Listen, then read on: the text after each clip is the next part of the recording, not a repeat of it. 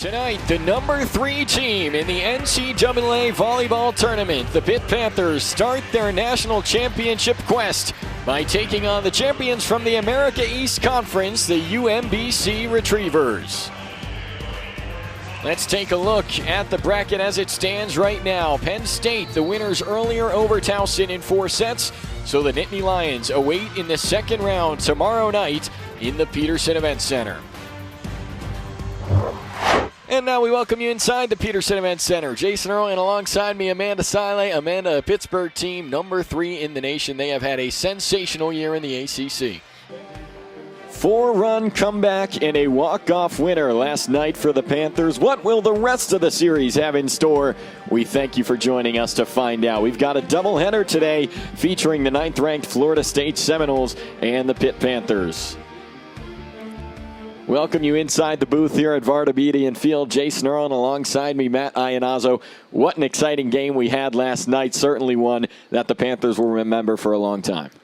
We welcome you inside the booth at Ambrose Urbanic Field. Jason Earle, alongside me, a former pro, Juliana Vasquez. 1988 was the first ACC women's soccer tournament. North Carolina has been to every one since, but that streak in jeopardy this season. And we welcome you now inside the Peterson Event Center. Jason Earle and alongside me, former Pitt basketball great, Mr. Julius Page. Julius, we have been treated to some great college basketball matchups this week. Hi, everybody. Welcome inside the Peterson Event Center. Jason Earle, and pinch hitting in the analyst chair today, Mr. Kevin Wheeler. Kevin, the spotlight today is on Jewel Spear of Wake Forest, a player who has the potential to be first-team all-conference this year. KO set to Member Monet, blocked by the Nittany Lions. In on it, Johnny Parker and Allie Holland. Just had an ace prior to the timeout. And a nice serve there once again. Back row attack from Parker, blocked, and the Panthers take set 1. They have not lost this year when having a 2-0 set lead in the match. Kayla Lund, what an effort from her. A KO all the way over to Member Monet, blocked by the Nittany Lions. Penn State out of system, they go to Rollins, blocked up front. Nittany Lions keep it up. A KO sets Member Monet, and it's out. Penn State will win set number 2. Pitt with the last 3 points here in the third set. They try to keep the momentum going. An ace from Valeria Vasquez Gomez. Blossom sent to the outside for Pritchard. Kayla Lund, Chinaza Ende. There's the kill. Pittsburgh is 1 set away from advancing. 23-all in set number 4. NCAA tournament second round. Vasquez Gomez with an excellent serve and an ace for the Panthers.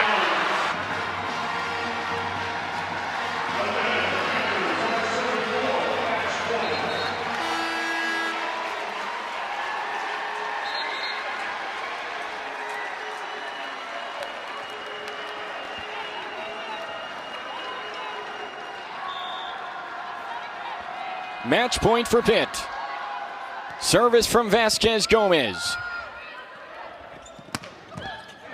Lund on the dig. Fairbanks sets Member Monet, tapped over. Kept alive by Parker. Now to the outside, blocked by the Panthers. Revenge night in Pittsburgh. The Panthers are moving on to the regional semifinal. There's a new powerhouse on the volleyball scene in Pennsylvania, and they hail from Pittsburgh. The Panthers are on to the regional semifinal to take on Kansas, their second straight season, making a trip to the round of 16. Cammie Compson with a deep drive to center field, and Pittsburgh has taken down the number 9 team in the country.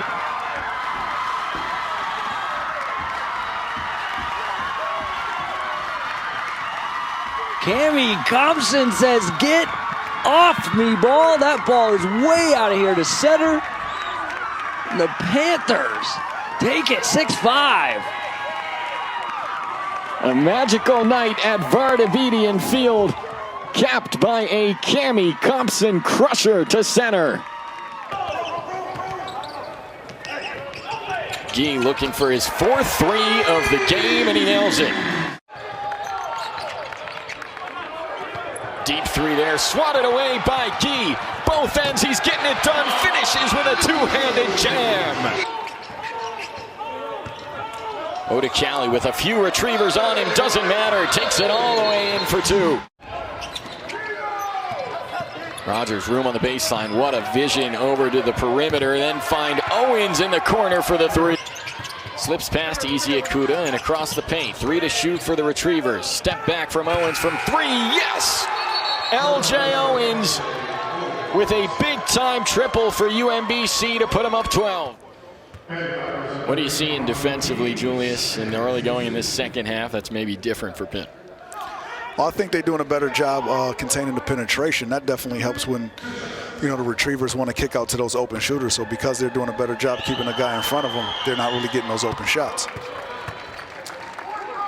It's just that energy. You know, if you get beat, you got to call for help and you got to scramble. It's all communication. We talk about momentum shifts and big plays like that last one from Mo Guy.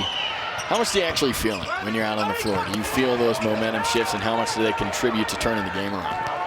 It's huge, you know, especially when you make a play on defense and it turns into a play on offense. You just got to keep the energy going. O'Callaghan's starting to get going here. He's hyped up, trying to pump up the crowd here in the Peterson Events Center after that one. Makes it an 8-point game. Retrievers led by as many as 15 so far in this one. And a travel there. Panthers force a turnover, and everyone on that Panther bench now on their feet. As Pitt with a chance to cut this down to a 2-possession basketball game. You know, it's a tad tougher. You know, the Panthers feed off the Oakland Zoo being here. They get a lot of their energy from the student section, who's away at home with their family right now. So, you know, it's a little more difficult. That's right, Oakland Zoo always helps to have them in the crowd, and official stopping some of the momentum there with a call Jeff Capel and John Hughley don't seem to agree with. They got him for an offensive foul. And so that is the third now on John Hughley.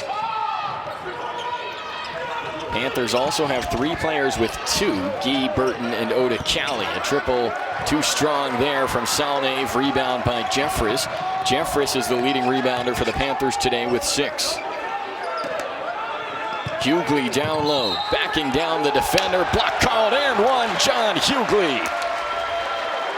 I agree with that call 100%. It's the one thing about, you know, officiating the big guys. You know, big guys always feel like, you know, they take a lot of abuse down here, which they do. And because they're so big, usually they call that against them, but referee wasn't going for it this time. Can't sell that one.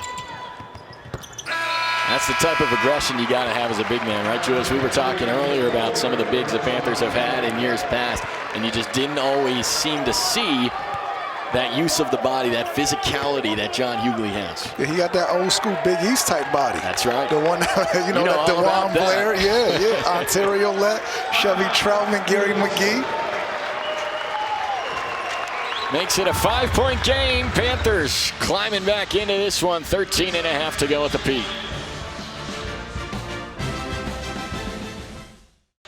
Welcome back to Pittsburgh, as a 15-point deficit has turned into a 5-point deficit for Pitt.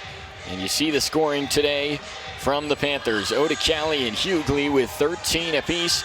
Mo Guy leading the way with 14, including 4 3-pointers from him.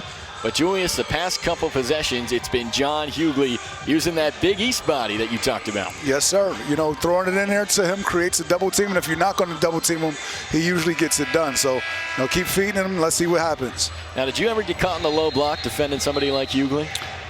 Yeah, and I tried to take a charge and the guy dunked on me. So it's not the place for the little guys like myself. Well, I think in the Big East, it doesn't matter what position you play, how tall you are. At some point or another, you probably found yourself in the paint going up against somebody like John Hughley. For sure. You know, looking back at it, I would have tried to hold my ground instead of hoping that the referee bailed me out of that play, because that's all I was looking for. Do me a favor and call a charge, please.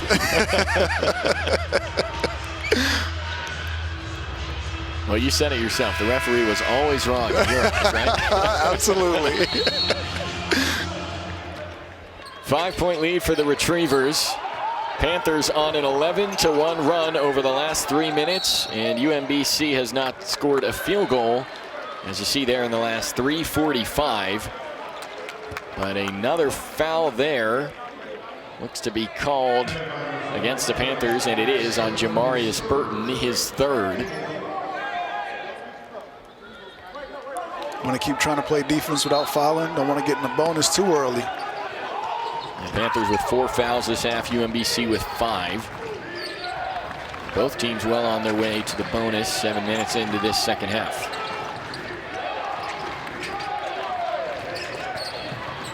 Kennedy working on Jeffress. Kicks out to Owens. Steps back, 3 to shoot for the Retrievers. Salnave too strong. Rebound Oda Cali. Panther defense has stepped up in this second half. Got to give credit to Jeffress on that last possession. Kennedy got it going, Played him very well.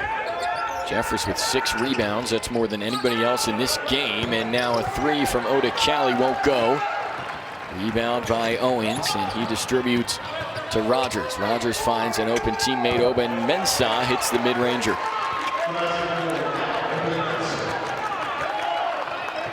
This is their tempo. Push it. Get the best open shot. That's what they were doing in the first half. Got back to it on that possession. Jim Ferry told us that's one thing that will be a key for the Retrievers today, getting the Panthers to play at the pace UMBC wants to play at. They did it there, and now Darnell Rogers is up to 7 assists in the game. Gee for his 5th three-pointer of the game, not that time. Rebound Obeng Mensah, and an outlet to Owens.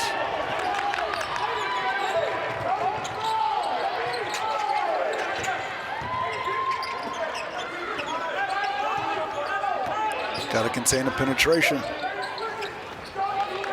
13 to shoot for UMBC. Gee defending Salnave. He steps back, crosses up Gee. Pump fakes, has a shot. Foul called on Mo Gee. And Gee Julius contained him well for a while during that possession, but just couldn't seem to finish it. UMBC up 7, 11.5 to go at the peak. Well, we've talked about Johnny Parker a lot for what she can do on the volleyball court, but also very impressed by what she's done off it. Identifies as hearing impaired, something her family discovered at the age of 4, and her sister Paige, her audiologist. She is very happy to have her sister as her doctor, and Penn State has developed a worthy tradition here. Silent set night, in which the fans in attendance at Penn State are silent and they cheer in sign language till the 9th point of the first set. Of course, number 9, Johnny Parker's uniform number. And so she has overcome tremendous adversity throughout her life, Amanda, and in her volleyball career. And incredible for what she's been able to do and how it does not impact her whatsoever in the type of volleyball player that she is. And great on the part of Penn State to do something like that, to showcase her and showcase anyone who might have similar issues to her with their hearing. So you see the instructions there, all the letters, all the different things you can do for applause. So credit Penn State and credit what Johnny Parker's been able to do. And you can see Johnny Parker plays with hearing aids. She started playing volleyball at the age of 11 and has worn hearing aids throughout her career. And one thing she says is really special about that silent set night is that, those who suffer from hearing loss don't always get to hear those cheers from the crowd in the volleyball atmosphere, especially at a place like Rec Hall at Penn State.